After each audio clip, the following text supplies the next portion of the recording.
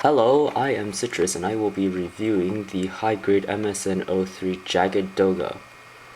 This particular mobile suit is piloted by Quess Paraya and it's from the film Char's Counterattack.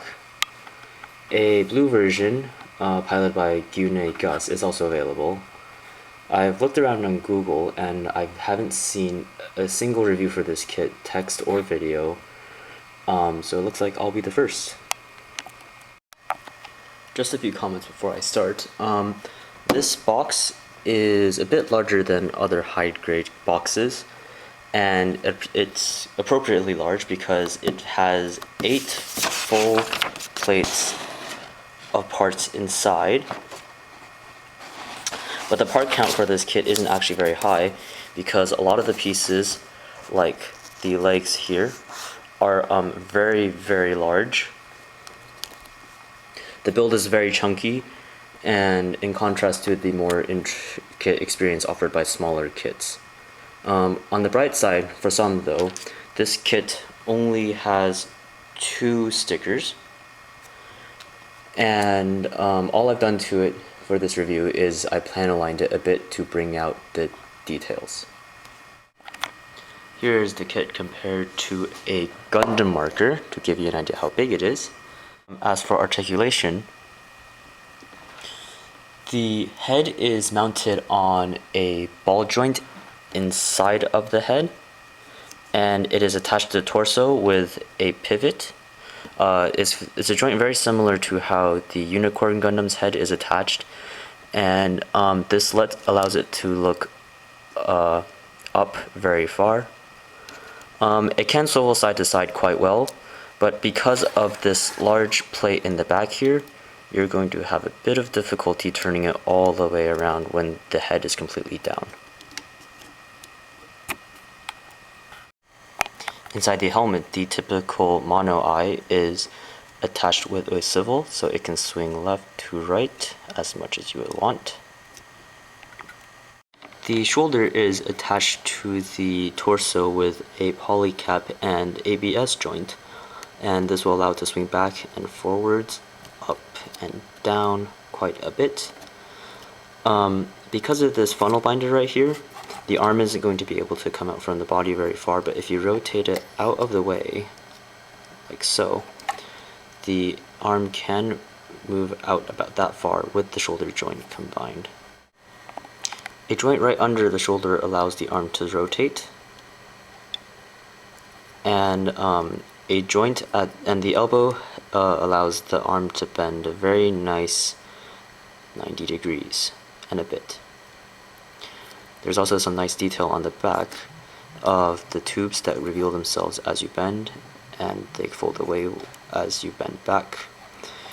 The wrist is attached by a ball joint, so you get a nice swivel, but it is attached to the arm by a sort of an awkward angle, and because of the sleeve here, you might have some interference with some poses.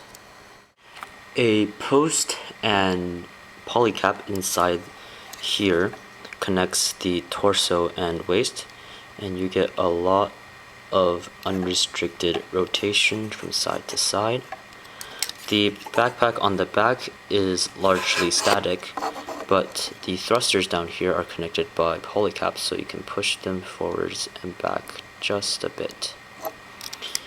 Each piece of skirt armor is independent. The front skirts are connected by ball joints, and the side skirts are connected with a pin and a polycap, but as you can see here, they cannot move very far because this tube gets in the way, but this doesn't really matter, as you'll see in a bit. And as typical of most high-grade kits, the back skirt is completely static. The leg is attached to the body by a fixed ball joint, so you're not going to be able to get too much rotation, and because there's no slot at the top that allows this post to move any further, you'll see that the leg will really come out only about that far before it stops by itself, which is coincidentally about as far as the side skirt will go up before it runs into the tube.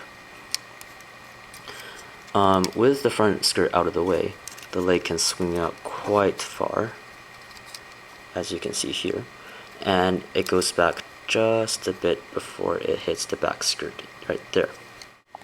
The knees have only one joint, but it's very similar to the larger knee joint found on the Xia models. So when you bend it, instead of seeing a square block, you see a very nice round disc largely without any gaps, and this will afford the leg a pretty solid 90-degree bend. Ankles have two joints as usual, but only the one in the top is a ball joint, which lets it rotate a bit and go side to side. The lower joint of the ankle is just a polycap, and that will allow the foot to lift off from this big piece in here just slightly. As for accessories, the Jagd Doga comes with its signature Gatling gun with a trigger finger hand that is attached inside with a post and slot, so the connection is very secure. Nothing on the gun articulates except for this handle that swings left and right, and the mobile suit can hold the gun with both hands, which is very nice. It also comes with two beam sabers, but it only comes with one hilt, and the hilt is very interesting in that it has what looks like some sort of combat knife attached to it. The beam is yellow, kind of like the ones that you get with the Sazabi. It also comes with a round gun shield. It has just these three parts: this one here, this one back here, and one that back here and a post that allows you to plug it into the back of the forearm.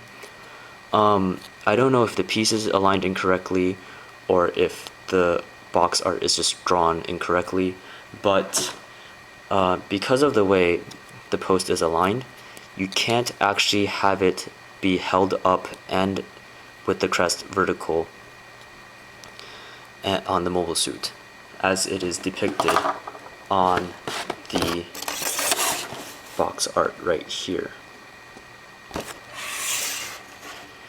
The big gimmick of the Jagd Doga, of course, are the individual funnels.